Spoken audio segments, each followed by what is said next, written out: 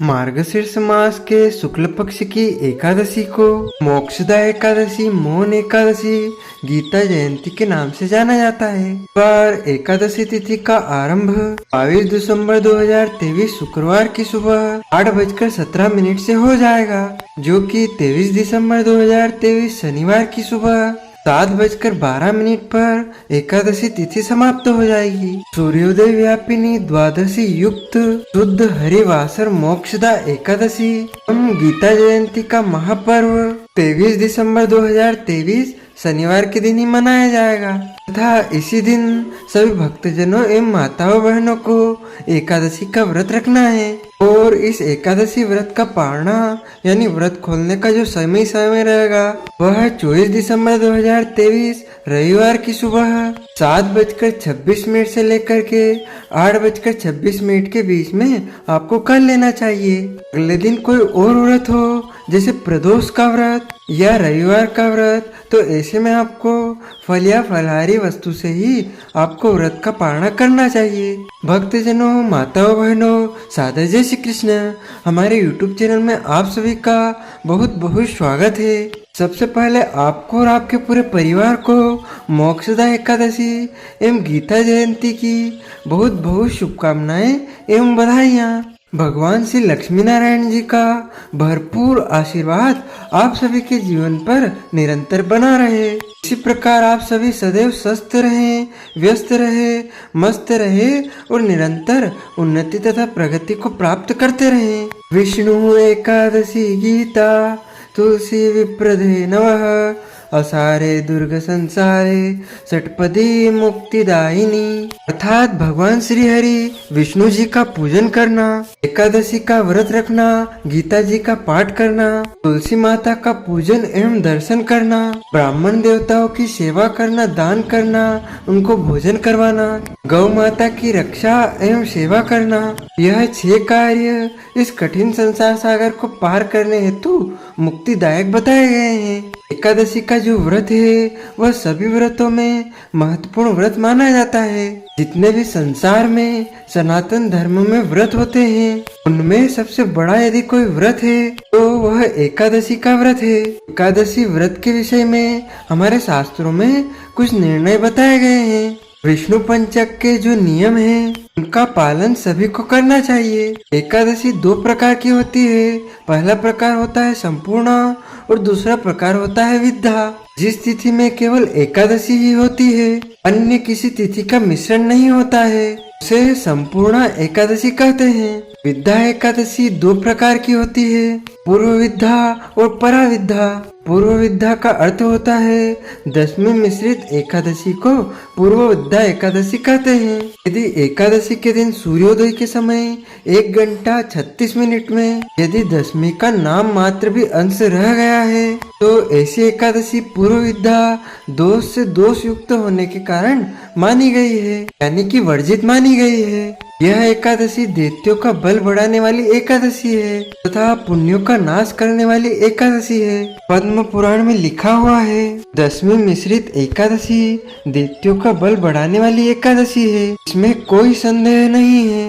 पराविद्या का अर्थ होता है द्वादशी मिश्रित एकादशी को पराविद्या एकादशी कहते हैं। द्वादशी मिश्रित एकादशी सर्वदा ग्रहण करने योग्य है, इसीलिए भक्तों को पराविद्या एकादशी का ही व्रत रखना चाहिए। ये एकादशी व्रत का पालन करने से भक्ति में पुण्य में वृद्धि होती है। 10वीं मिश्रित एकादशी से पुण्य का क्षय होता है। एकादशी व्रत के विषय में पद्म पुराण में एक प्रसंग आता है कि जब भगवान का वाराह अवतार हुआ था और वाराह भगवान तथा हिरण्यक्ष का युद्ध चल रहा था, तब भगवान नारायण बार बार प्रयास करने पर भी उस राक्षस का वध नहीं कर पा रहे थे। तब ब्रह्मा जी ने प्रश्न किया कि हे नारायण, यह राक्षस तो आपकी दृष्टि मात्र से ही मृत्यु को प्राप्त हो जाना चाहिए, लेकिन ऐसा क्यों नहीं हो पा रहा है? आप इसका वध क्यों नहीं कर पा रहे हैं? तब भगवान बोले कि ब्रह्मा जी, शुक्राचार्य की माया से मोहित होने के कारण कुछ ब्राह्मण देवता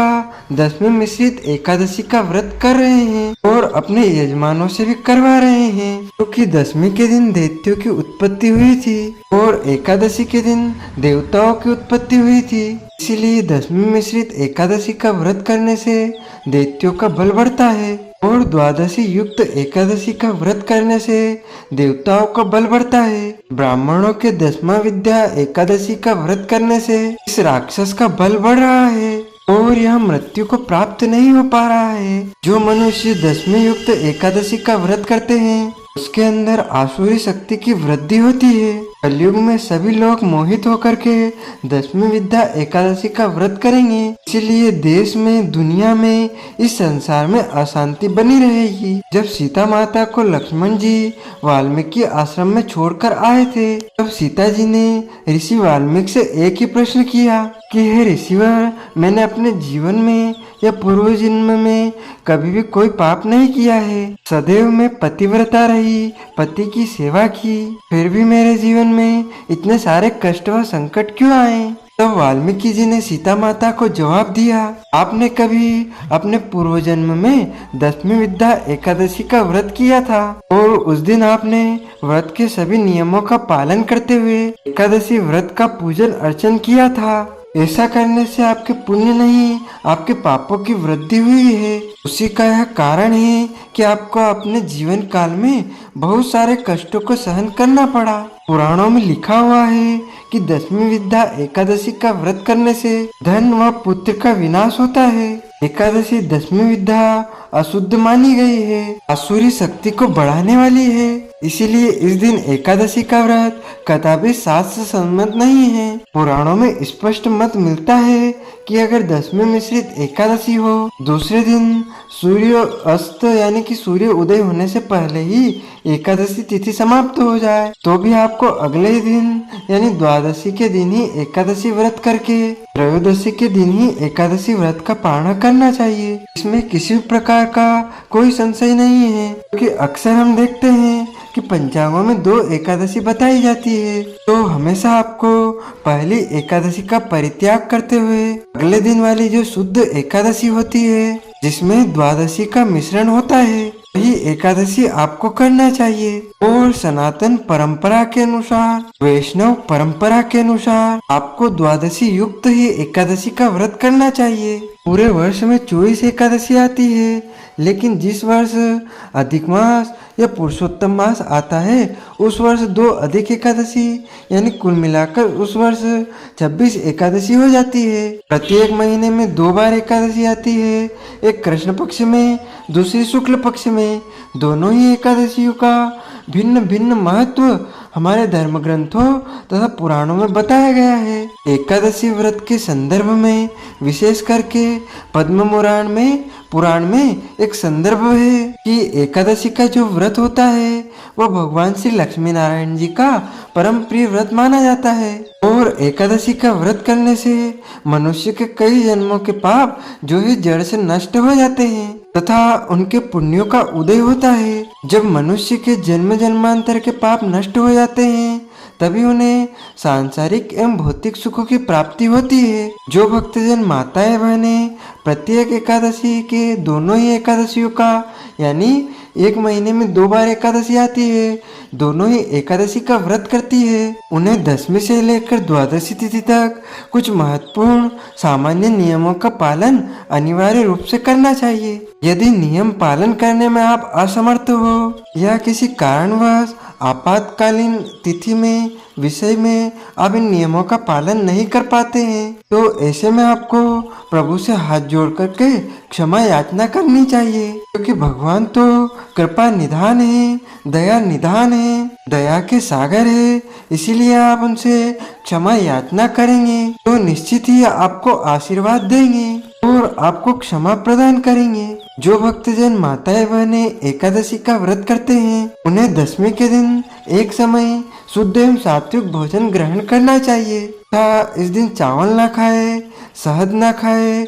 चावल लहसुन, प्याज, मांस, मदिरा, कटहल की सब्जी, मसूर की दाल का उपयोग भोजन में बिल्कुल ना करें। दसवीं के दिन पराया अन्न अर्थात दूसरे के घर का भोजन ग्रहण नहीं करना चाहिए। यदि किसी कारणवश आपातकालीन परिस्थिति में आपको दूसरे के घर का भोजन करना पड़े तो ऐसे में आपको उस भोजन के प्रायश्चित के निमित्त कुछ न कुछ दान पुण्य कर देना चाहिए। दसवीं के दिन ब्रह्मचर्य का पालन करें तथा एकादशी के दिन शुद्ध सात्विक तन मन को शुद्ध करके ही एकादशी व्रत का प्रारंभ करना चाहिए। एकादशी के दिन सुबह जल्दी उठ करके स्नान करके पूजा अर्चना करके भगवान के सामने बैठ करके प्रभु को साक्षी करके आपको एकादशी व्रत का संकल्प धारण करना चाहिए। पद्म पुराण के उत्तरखंड के अध्याय 64 में श्लोक नंबर 34 में लिखा हुआ है, हे कमल नयन, हे वासुदेव, हे अच्युत, मैं एकादशी के दिन निराहार रहकर दूसरे दिन ही भोजन करूँगा।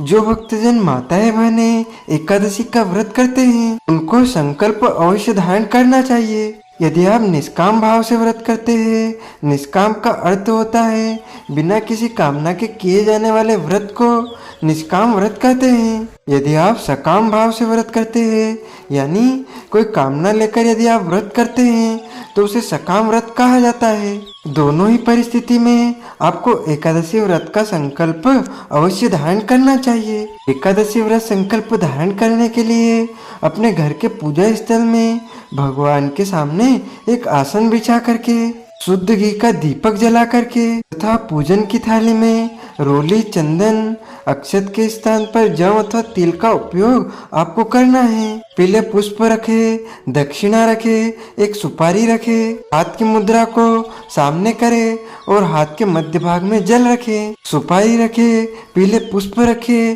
पैसे रखे। ओम विष्णवे नमः, ओम विष्णवे नमः, ओम विष्णवे नमः। तिथिर्विष्णुस्तथा वारो नक्षत्रं विष्णुरेव च योगश्च करणं चैव सर्वं विष्णुमयं जगत्। ओम विष्णुर्विष्णुर्विष्णु श्रीमद्भगवतो महापुरुषस्य विष्णुराज्ञः प्रवर्तमानस्य अद्य ब्राह्मणोरेदि द्वितीयपरार्धे श्री श्वेताहार कल्पे वैवस्वतमन्तरे अष्टविंशतमे कलियुगे कलि प्रथम चरणे जम्बूद्वीपे भारतखंडे भारतवर्षे आर्यवृत्तांतर्गत ब्रह्मवर्तेक देशे अवंतिकायां विशाले क्षेत्रे मध्य प्रदेशे देवास मंडलांतर्गते देवास नगरे संवत् 2080 मासानां मासे पुण्य पवित्र मासे मार्गशीर्ष मासे शुभे ही शुक्ल पक्षे ही एकादश्यां पुण्यतिथोः मंदवासरांगतायाः भरणी दिवस नक्षत्रे ही मेष राशि स्थिते श्री चंद्रे ही मेष राशि स्थिते श्री देवराज गुरुः धनु राशि स्थिते श्री सूर्य ही शेषेषु ग्रहेषु यथा यथम राशि स्थितेषु एवं ग्रह गुण गण विशेषण विशिष्टयाम शुभ पुण्यतिथोः। अब बोलिएगा मम आत्मनः।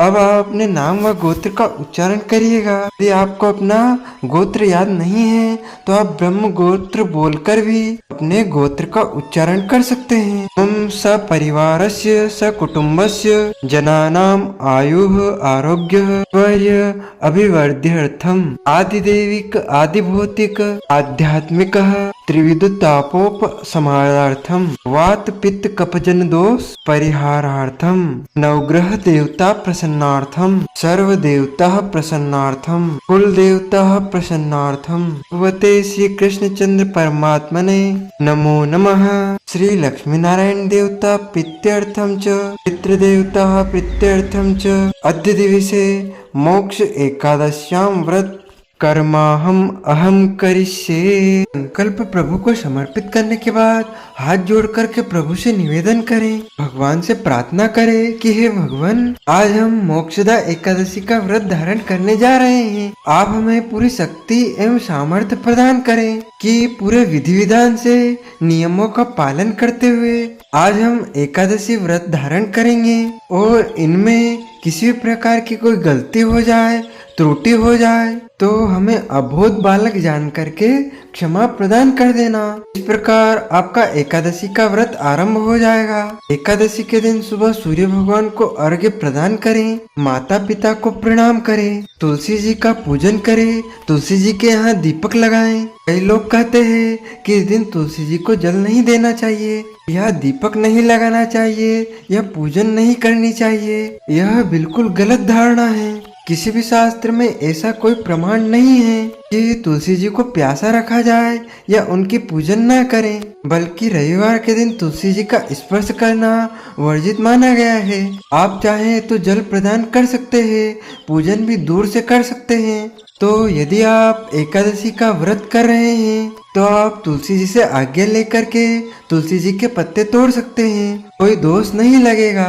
यदि आपके मन में कोई भ्रम है, संशय है, तो एक दिन पहले ही आप तुलसी पत्र तोड़ करके उनका उपयोग आप एकादशी के दिन कर सकते हैं। एकादशी के दिन किसी भी मनुष्य को अन्न नहीं खाना चाहिए, चावल ग्रहण नहीं करना चाहिए, दाल रोटी ग्रहण नहीं करना चाहिए। उस दिन केवल फलाहार करे। वैसे तो सर्वोत्तम फलाहार गाय का दूध एवं सभी प्रकार के फल माने गए हैं। इसके अलावा ड्राई फ्रूट्स, सूखे मेवा जैसे मखाना, नमकीन मखाना या अन्य प्रकार के फलाहारी पदार्थ जैसे साबूदाना, दाना, आलू चिप्स वह सभी प्रकार के जो फल होते हैं वो फलाहार की श्रेणी में माने जाते हैं। लेकिन ध्यान रखें, इस दिन आपको अपने घर में लहसुन, प्याज, मांस, मदिरा का उपयोग बिल्कुल भी नहीं करना चाहिए। घर में पूर्ण रूपेण शुद्धता एवं पवित्रता बनाकर ही आपको एकादशी व्रत रखना चाहिए। एकादशी के दिन यदि आप चाहें तो शाम को फलाहार करें, और यदि आप सामर्थ्यवान नहीं हैं तो दोनों समय भी फलाहार कर सकते हैं, कोई दोष नहीं लगेगा। लेकिन किसी परिस्थिति में आपको एकादशी के दिन सुबह ब्रह्म मुहूर्त से लेकर अगले दिन पारणा मुहूर्त तक अन्न का ग्रहण नहीं करना है, यानी कि व्रत नहीं खोलना है। चाहे एकादशी समाप्त हो जाए या ना समाप्त हो, दोनों ही परिस्थिति में एकादशी के अगले दिन का जब सूर्योदय हो उसके बाद ही आपको व्रत खोलना चाहिए, यानी व्रत का पारणा करना चाहिए। ये लोग कहते हैं कि एकादशी तिथि समाप्त हो चुकी है, अब हम भोजन कर सकते हैं, पारणा कर सकते हैं, तो यह तरीका उनका बिल्कुल गलत है। ऐसे में उनका व्रत भंग हो जाएगा। इसीलिए एकादशी के दिन सुबह ब्रह्म मुहूर्त से यानी 23 तारीख की सुबह 4 बजे से आपका व्रत आरंभ हो जाएगा, जो कि 24 तारीख की सूर्योदय तक लगातार जारी रहेगा। जब सूर्योदय होगा उसके बाद ही आपको व्रत खोलना चाहिए, यानी व्रत का पारणा करना चाहिए। एकादशी के दिन झूठ ना बोले, क्रोध ना करें, लड़ाई झगड़ा एवं वाद विवाद बिल्कुल भी ना करें।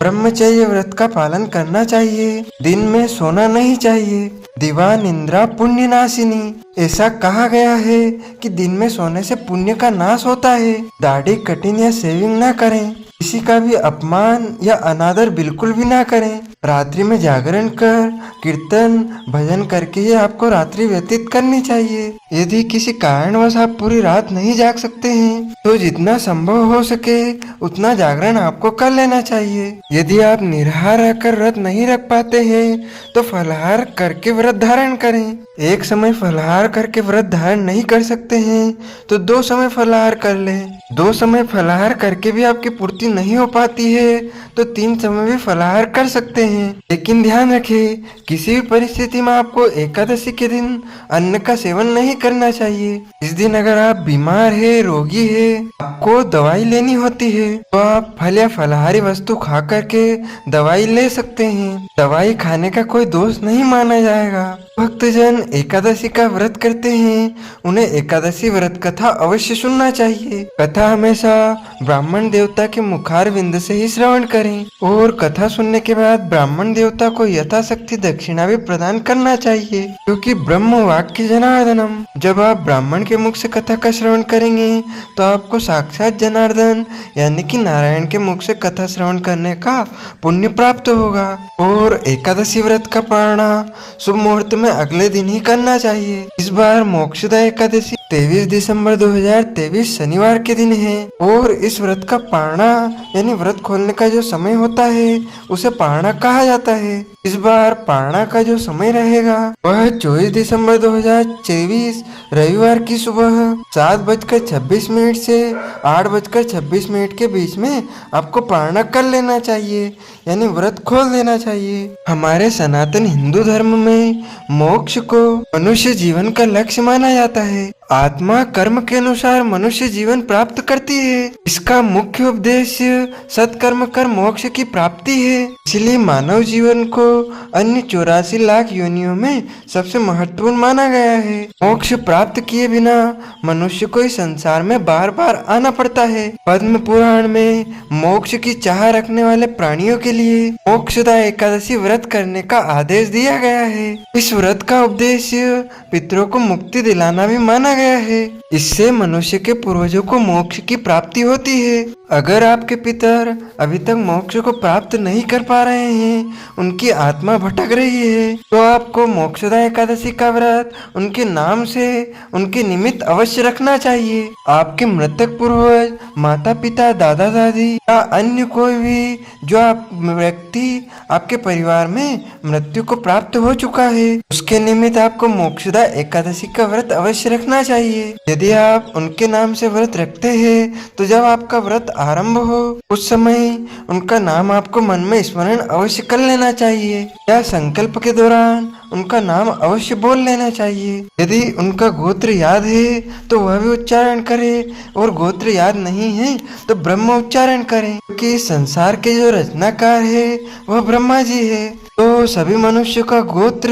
ब्रह्म गोत्र माना जाता है। आपके मृतक परिजनों को इस एकादशी का व्रत करने से मुक्ति अवश्य प्राप्त होगी। बंधनों से उन्हें मोक्ष प्राप्त हो जाएगा। श्री हरि के प्रताप से मनुष्य के पापों का नाश हो जाता है और मनुष्य की मृत्यु के बाद उसका उद्धार होता है। मोक्षदा एकादशी के दिन अन्य एकादशियों की तरह ही व्रत करने का विधान है। मोक्षदा एकादशी के एक दिन पहले यानी 10वें के दिन आपको सात्विक भोजन करना चाहिए तथा सोने से पहले भगवान श्री हरि विष्णु का स्मरण करना चाहिए। मोक्षदा एकादशी के दिन सुबह स्नान आदि नित्य कर्म से निवृत्त होकर पूरे घर में गंगा जल छिड़क करके घर को पवित्र करना चाहिए। इसके बाद भगवान श्री हरि विष्णु की पूजा करनी चाहिए। पूजा में तुलसी पत्र को अवश्य शामिल करना चाहिए। पूजा करने के बाद भगवान श्री हरि विष्णु की कथाओं का पाठ करना चाहिए। मोक्षदा एकादशी के दिन गीता जयंती भी मनाई जाएगी। तो इस दिन गीता जयंती के दिन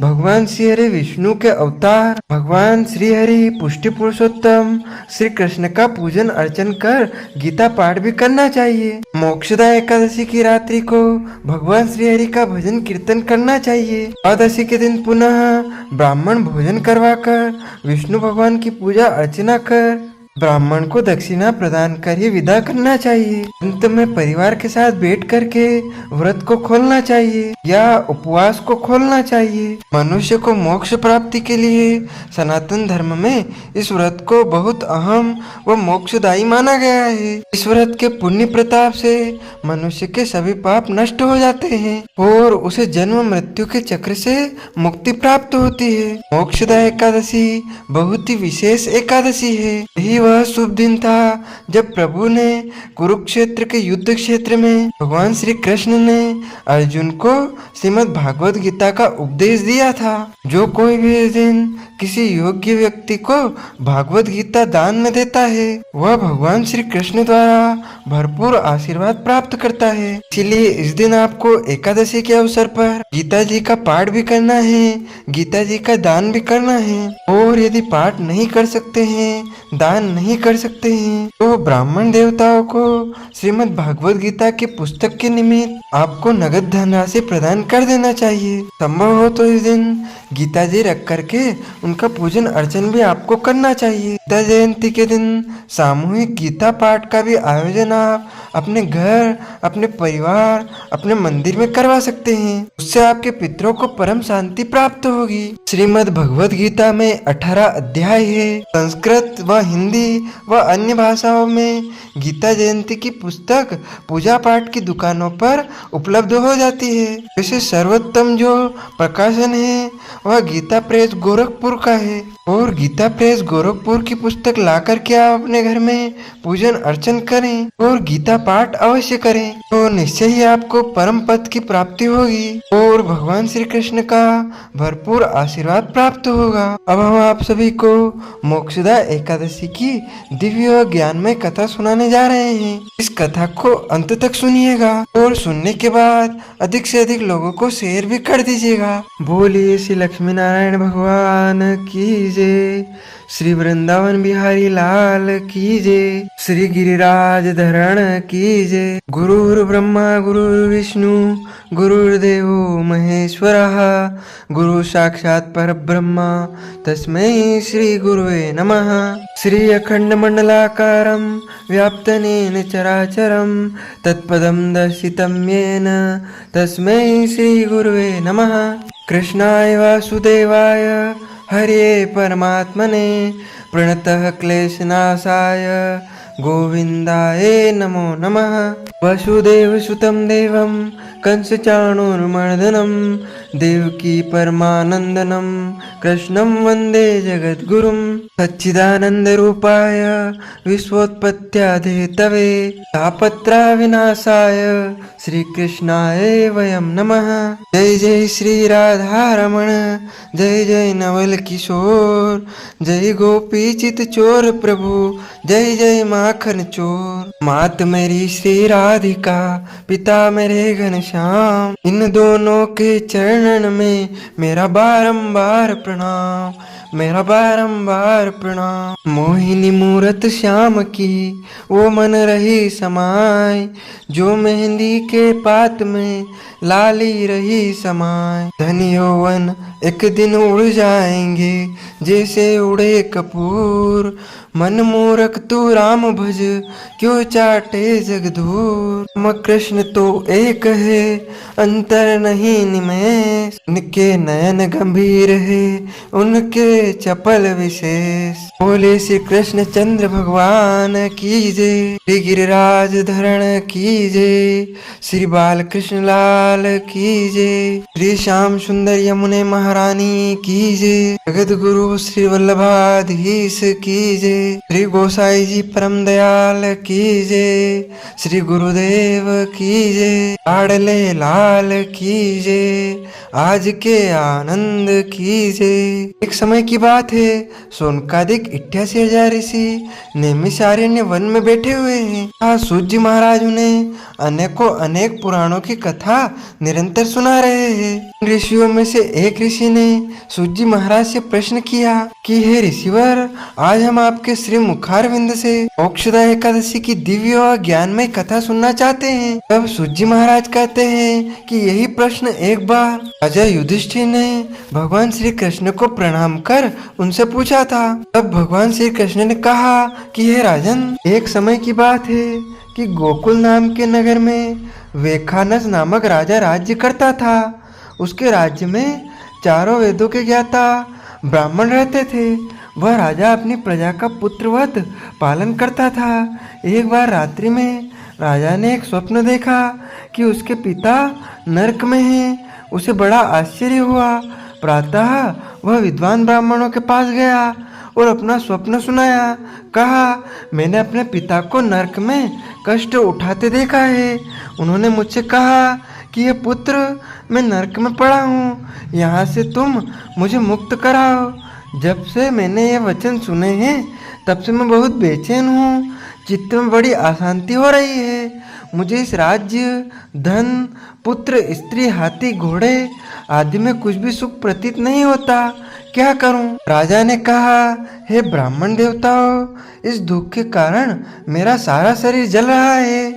अब आप कृपा करके कोई तप, दान, व्रत आदि ऐसा उपाय बताइए जिससे मेरे पिता को मुक्ति मिल जाए।